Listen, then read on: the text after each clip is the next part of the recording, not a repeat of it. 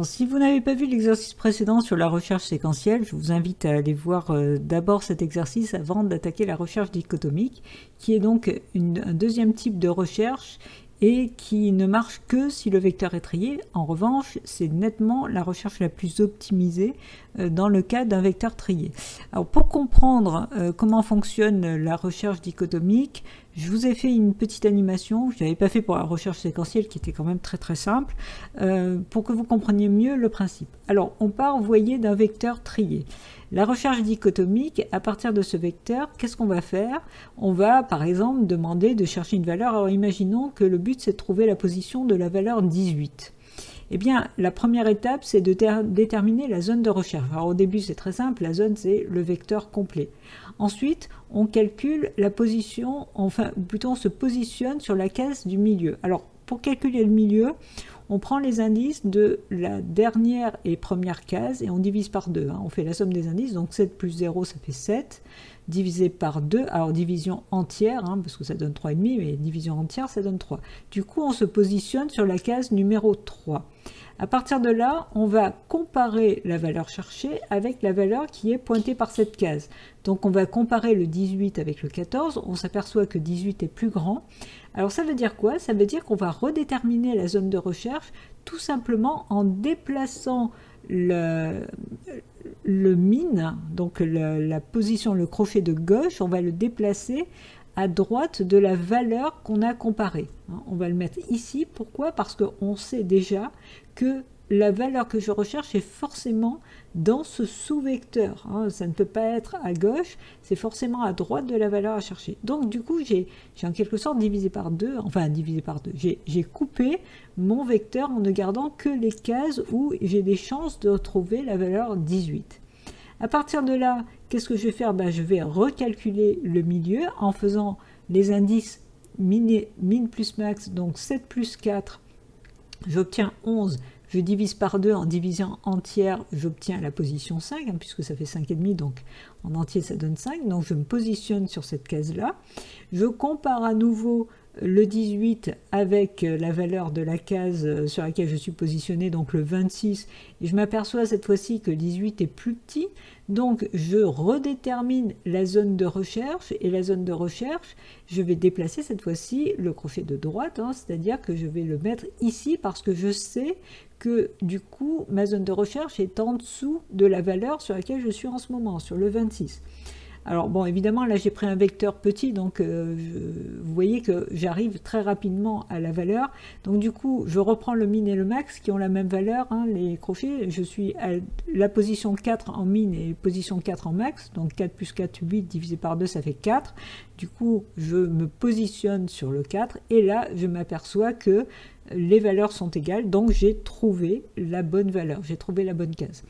Vous voyez que l'air de rien, en 3 fois, je suis arrivé à me positionner, alors qu'à une recherche séquentielle, si vous avez de la chance, si la valeur est au début du vecteur, vous allez le trouver rapidement, mais si la valeur est vers la fin du vecteur, vous allez boucler beaucoup plus souvent que par une recherche dichotomique qui reste la recherche la plus puissante. Voilà, donc je reviens au niveau du code et à partir de là, on va pouvoir écrire le code correspondant.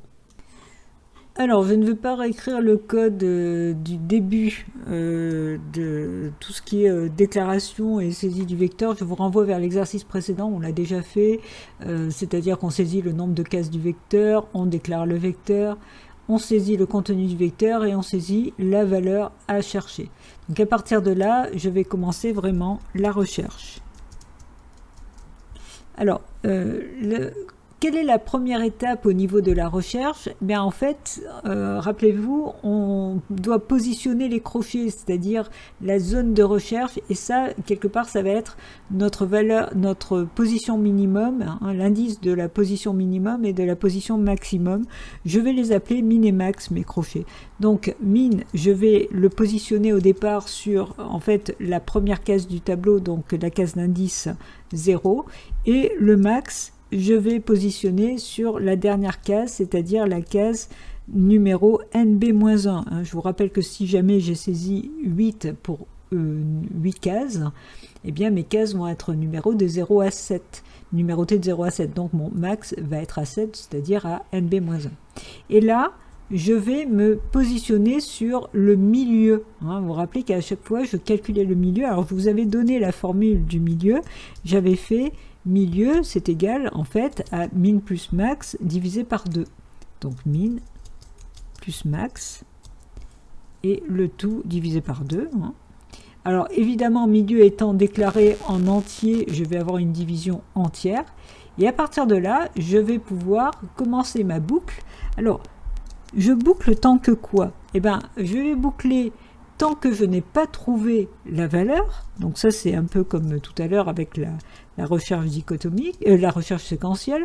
Donc, tant que valeur est différent de vec de milieu, hein, puisque vous avez vu que je compare à chaque fois avec ma flèche rouge qui était positionnée sur le milieu. Et, eh bien, attention, il se peut que je ne trouve pas la valeur. Et en fait, comment je le sais, ça? Eh bien, je vais boucler tant que mon min est inférieur à mon max. Parce qu'à partir du moment où les deux cases se rejoignent, hein, en fait, le min et le max, soit, coup de chance, c'est la valeur à trouver, c'était un peu l'exemple que j'ai montré tout à l'heure, soit ben, je compare et puis finalement c'est pas la bonne valeur, donc c'est fini. Et vous vous doutez bien que dans une boucle while où il y a deux tests, en sortant de la boucle, il va bien falloir que je vérifie dans quel cas je suis sorti. Et je vais vérifier ce test-là, parce que si je suis sorti parce que min a atteint le max, ce qui est possible, hein, que min est égal à max, mais il se peut que min ait atteint le max et que je sois quand même sur une case qui est la bonne. C'est exactement l'exemple que j'ai montré dans l'animation. Donc ce sera ce test-là que je vérifierai en sortie de boucle. Alors, dans cette boucle, qui va boucler donc tant que j'ai pas trouvé la valeur et que je ne suis pas arrivé au min égale max. Eh bien, je vais, rappelez-vous, je comparais la valeur avec justement la valeur du milieu.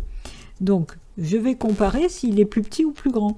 Donc, je vais regarder si la valeur que je recherche est par exemple strictement plus petite, parce que si je suis dans la boucle, c'est qu'elle est soit strictement plus petite, soit strictement plus grande. Hein. Donc, je vais comparer avec vec de milieu. Et dans le cas où la valeur est strictement plus petite, eh bien, je vais déplacer mon crochet et je vais déplacer le max, pardon. Parce que si ma valeur est plus petite, ça veut dire que mon sous-vecteur va se situer à gauche. Donc, mon min ne bouge pas. Par contre, mon max, il faut que je le déplace et que je le place juste avant le milieu. Donc, max prend la valeur de milieu moins 1. Je déplace mon crochet de droite et je le mets juste avant ma position du milieu.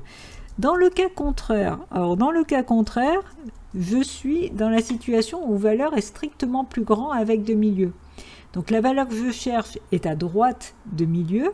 Du coup, mon max ne bouge pas. Par contre, mon min, le crochet de gauche, je vais le déplacer juste à droite de milieu.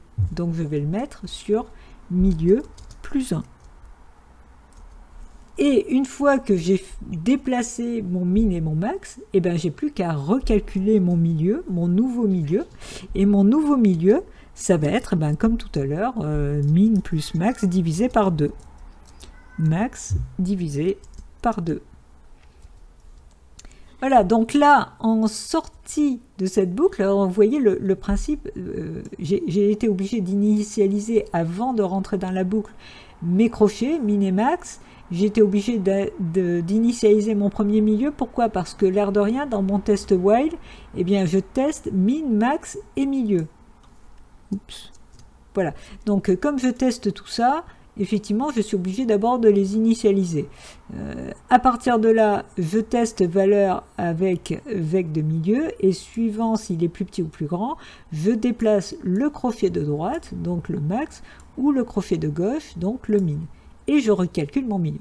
Donc, quand je sors de cette boucle, à ce moment-là, je vais, comme tout à l'heure, tester pourquoi je suis sorti, hein, si la valeur a été trouvée ou non. Donc, test si la valeur est trouvée. Ça veut dire quoi? Ça veut dire que je refais mon test de valeur. Alors, au lieu de faire différent, je vais mettre égal, mais c'est exactement ce que j'avais fait tout à l'heure. Donc, je vais regarder si j'ai trouvé ma valeur.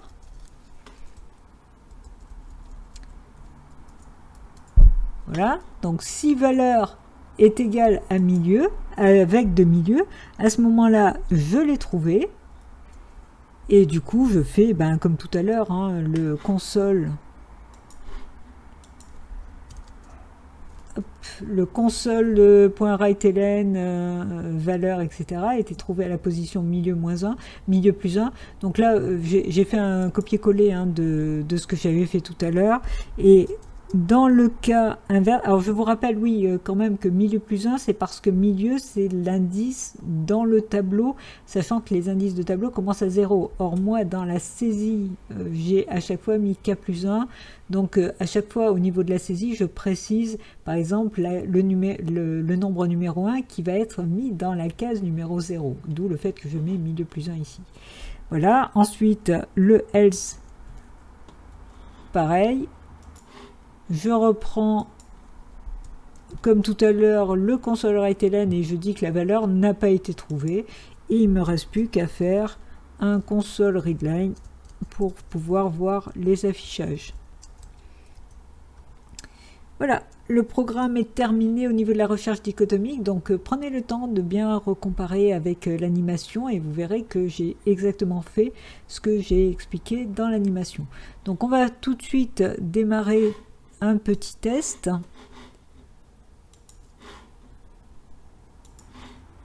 Alors je vais faire 8 cases. Attention, cette fois mon vecteur doit être saisi dans l'ordre, hein, puisque la recherche dichotomique ne marche que si mon vecteur est trié. Donc voilà, je saisis les mêmes valeurs finalement que tout à l'heure et que dans l'exemple de l'animation pour que vous puissiez comparer. Et je vais saisir, alors j'avais cherché la valeur 18. Et la valeur 18 se trouve à la position 5. Alors évidemment là on n'a pas vu les étapes de recherche hein, puisque je ne les ai pas détaillées, mais vous l'avez compris, hein, il a recherché, il a trouvé en trois étapes, pour, vous l'avez vu dans l'animation, pour trouver la position 18. Donc c'est nettement la recherche la plus performante lorsqu'on a un vecteur trié. Voilà, on a fini avec ces recherches, on va maintenant attaquer quelques exercices de révision, enfin de consolidation des connaissances au niveau des tableaux, je crois 4 exercices ou 5 maximum, et après on va enchaîner sur les modules, hein, les fonctions et les procédures qui vont nous permettre d'aller nettement plus loin en programmation. Je vous dis à très bientôt et surtout pensez à coder.